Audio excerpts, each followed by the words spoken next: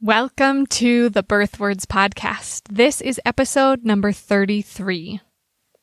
In today's episode, I'll be doing a discourse analysis of a short segment from the ever-popular What to Expect When You're Expecting.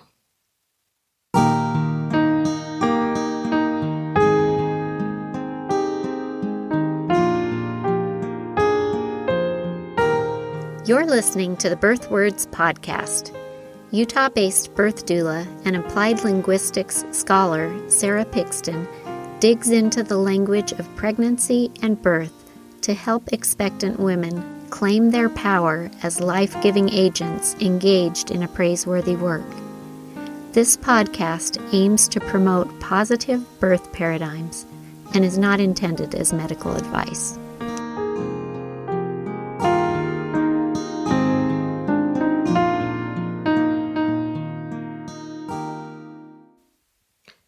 Hi, welcome. Before we jump into today's episode, I wanted to make a special announcement that now on the BirthWords website, I have a new offering available on the classes tab, so birthwords.com/classes, and there available for purchase is a recorded webinar that I did for the Evidence-Based Birth Virtual Experience following their 2019 conference where I presented a workshop. So this is the virtual experience version, the recorded webinar. It's a 60-minute webinar there that you can download for purchase. This one is focused at birth professionals. So birth professionals, use the coupon code podcast for 15% off. Head over to birthwords.com/classes.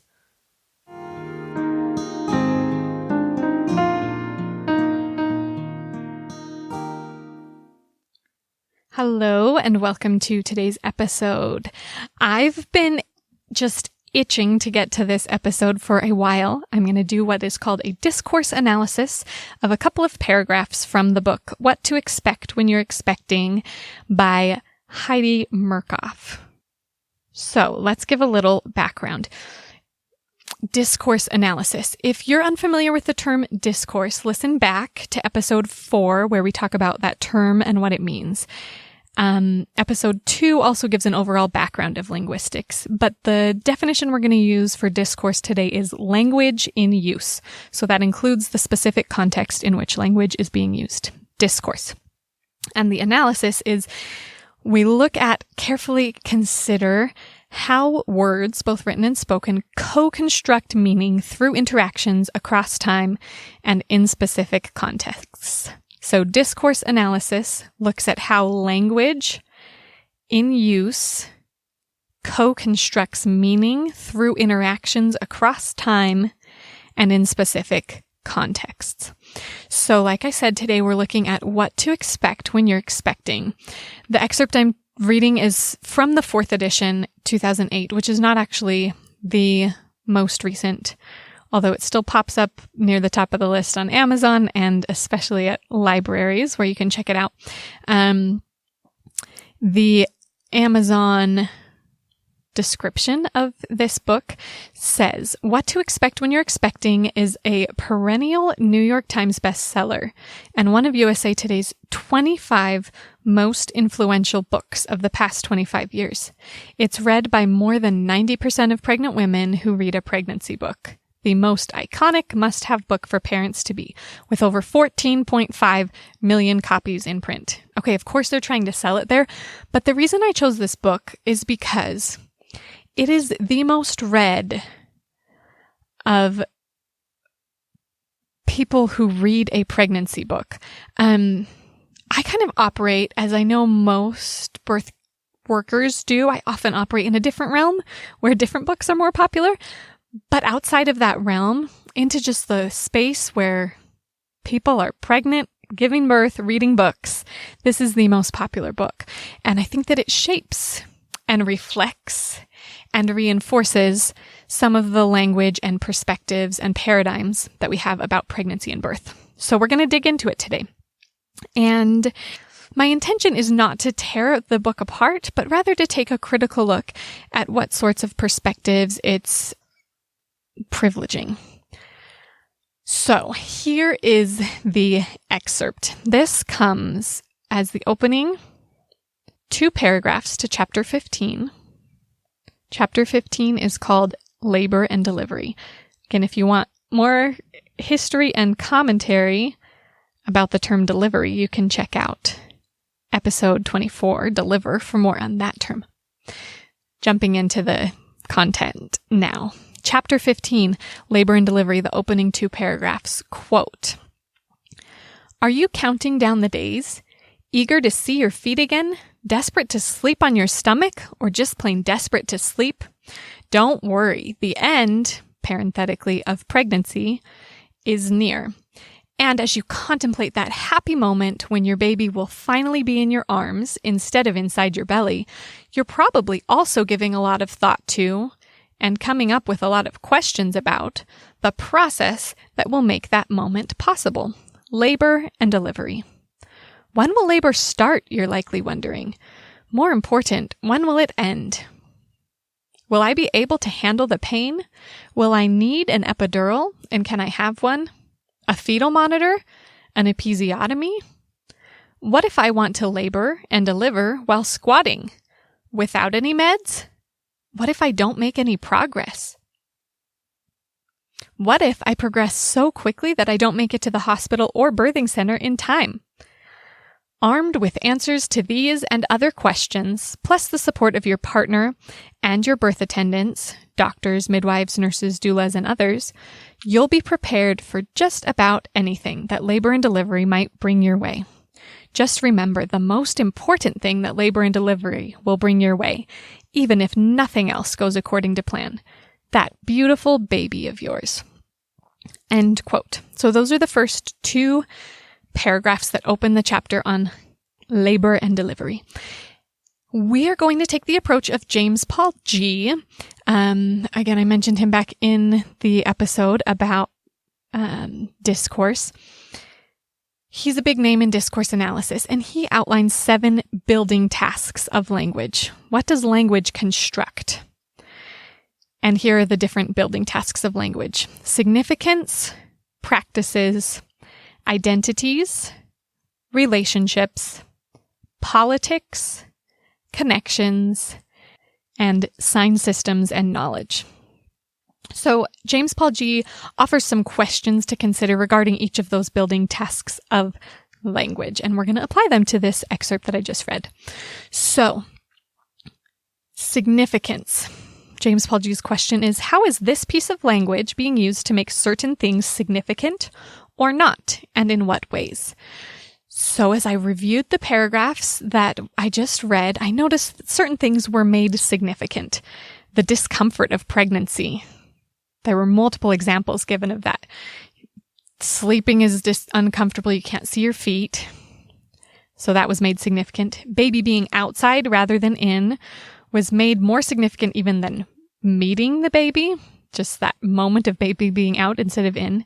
And then asking questions and getting answers to them was a very significant thing in this piece of language, this excerpt. And then the process of labor and delivery was made very significant, almost as this looming, overwhelming presence and process. Interesting. Things that weren't made significant in the excerpt was the role of the birth giver in giving birth. It even says that the baby is, quote, the most important thing that labor and delivery will bring your way, with labor and delivery being the agent rather than the person giving birth. So that was not made significant. Next question about practices. What practices is this piece of language being used to enact or get others to recognize as going on? And a practice is a social construct. So the social construct that I see going on in this excerpt is an expert answering questions. This is sort of a pregnancy self-help book. You have questions as a reader, an expert wrote the text, and that's kind of a social construct that happens where we turn to experts for answers to our questions. Next building block of language is identities. So the question G poses is, what identities is this piece of language being used to enact or get others to recognize as operative? And what identities is this piece of language attributing to others And how does this help the speaker or writer enact her own identity? His own identity, it says, but Heidi Murkoff. So I noticed the identities of an uncomfortable pregnant person ready to be done, who is subject to the whims and the process of, quote, labor and delivery. That identity was kind of assumed as the reader, that you are uncomfortable, ready to be done, that you're going to be subject to the whims of this process. Other identities included support people, which it listed partners, doctors, midwives, nurses, doulas, and others. I'll mention this again later, but it did assume that they would be supportive. The next building block of language to consider in relation to this excerpt is relationships. What sort of relationships is this piece of language seeking to enact with others, present or not? So I saw the relationship of an expert versus a novice. Again, as we talked before, Heidi Murkoff is positioning herself as an expert, and our relation to her as a reader is a novice. I also saw the relationship between a victim, the birth giver, in contrast or in relationship with a powerful, painful, and unknown process of labor and delivery. She says things like this, quote, "And as you contemplate that happy moment when your baby will finally be in your arms instead of inside your belly, you're probably also giving a lot of thought to and coming up with a lot of questions about the process that will make that moment possible, labor and delivery." So again, this interesting relationship between you, the reader, the birth giver, kind of positioning you as a victim of this powerful, painful, and unknown process. She further says later on, "When will labor start?" You're likely wondering, more important, when will it end? Will I be able to handle the pain? Again, reinforcing this victim versus the process. Powerful, painful, and unknown. Another instance of this is, what if I don't make any progress? What if I progress so quickly that I don't make it to the hospital or birthing center in time? Again, we've got a victim versus this powerful, painful, and unknown process. That's a really supported relationship in this excerpt. Another one, just remember the most important thing that labor and delivery will bring your way, even if nothing else goes according to plan, the beautiful new baby of yours. Again, this victim, it's a slightly better position in this time. The recipient of the process, that as you go through this, face this process, you receive a baby. Interesting. And then again, the expert versus novice, the expert author knows the answer to those questions we just discussed, thus reinforcing that relationship between expert and a novice, just meaning somebody who's not dealt with this before, doesn't have any of the experience to draw on and relies on the expert's answers. G's next building block of language is politics, and his question is, what perspective on social goods is this piece of language communicating? So what is being communicated as what is taken to be, quote, normal, right, good, correct, proper, appropriate, valuable, the way things are, the way things ought to be, etc. So I noticed that there were a few things that were taken as normal, or the way things are, or maybe even ought to be. Discomfort, as we talked about, desire for pregnancy to be over, was just kind of taken as, well, that's just the way things are. No room really for other experiences. The idea of baby as a prize was kind of just taken for granted as the way things are. Pain, again, taken for granted as the way things are. If you want to hear more about pain and its possible role in the birth process and how it might not be exactly as Heidi Murkoff is portraying this, check out episode number 23 about pain. And then again, taken for granted or as the way things are was a supportive partner and supportive care providers, which is of course the ideal, but not necessarily the norm, but it was taken for granted as being the way things are. Unpredictability was taken for granted as being the way things are, and this feeling of being lost and powerless. And as I was thinking about this, and reflecting on this excerpt and this feeling of being lost and powerless as you're kind of thrown about by this unknown force, it reminded me of a poem that one of my fellow doulas here in Utah County, Katie Forster, wrote. She is the doula. Her business is called Freya Birth, and she wrote this beautiful poem that I was reflecting on in contrast to this paradigm. So listen to her poem. She says, "Though the waves crash around me, tumultuous and fierce, I have nothing to fear, for I am not a ship navigating the storm. I am Poseidon, and the ocean is me." So again, I loved just the contrast that she brought up, this shift in paradigm where the birth giver is seen as an agent of change rather than being subject to the whims of labor. Okay, let's go back to G's building blocks of language. We've got 2 more to consider in relation to this excerpt from What to Expect When You're Expecting.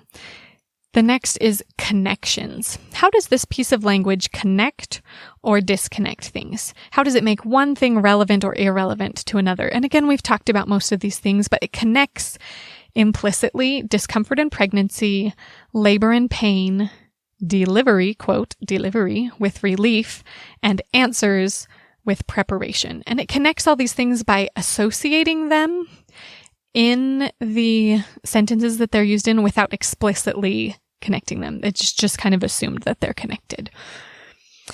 And lastly, sign systems and knowledge. So G's question to consider here is, how does this piece of language privilege or disprivilege specific sign systems? So that could be different languages, technical language versus everyday language, words versus images, words versus equations, etc. Or how does it disprivilege or privilege different ways of knowing and believing or claims to knowledge and belief? So that could be science versus the humanities, science versus common sense, biology versus creation science. Those are G's examples. But the question of sign systems and knowledge is, how does this piece of language privilege or disprivilege different sign systems, different ways of speaking, different discourses? And how does it privilege or disprivilege different ways of knowing? So with regard to ways of knowing, it's certainly privileged asking lots of questions and getting answers from an expert. As we've said, the quote is, "Armed with answers to these questions, you'll be prepared for," etc., etc., which is an interesting battle metaphor. You're armed with answers against the fight of labor and delivery. But that way of knowing is privileged, asking questions to an expert and getting those answers. And it also gives implicit value to some medicalized birth procedures like epidurals and episiotomies simply by naming those procedures or, simply by naming those procedures without explaining them. And it also implicitly privileges hospital birth. It does say birth center, but it uses the common name of labor and delivery. That's normally the name of the wing in the hospital where birth happens as the chapter heading. And again, uses terms like epidural that are, that happen in a hospital. So it implicitly privileges the hospital, birth and way of speaking.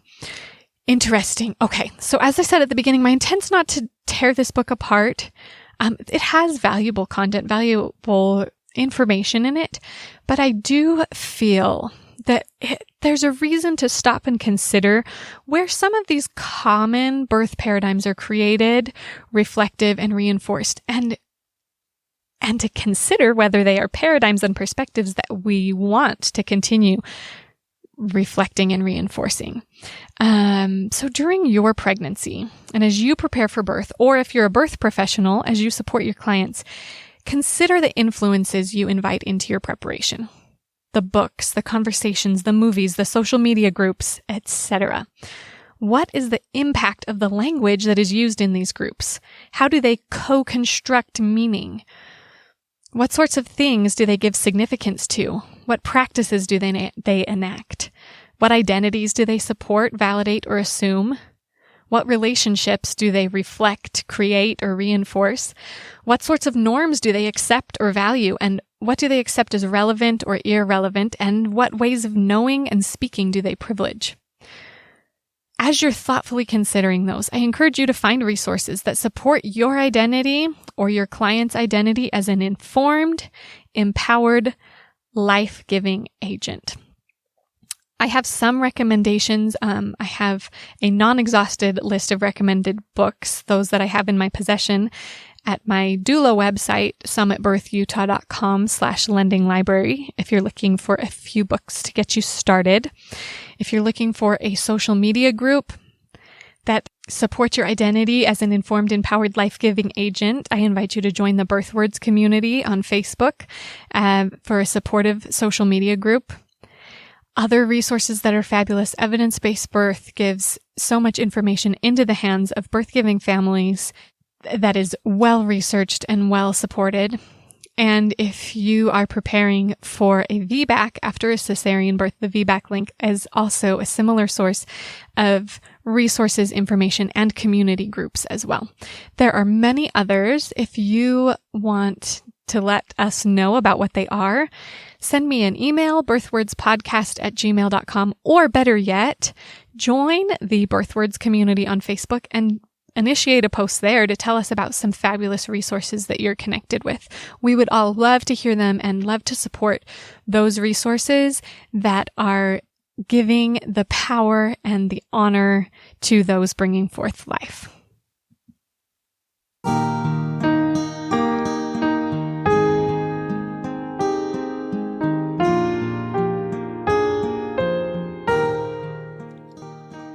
Did words play an important role in your birth experience?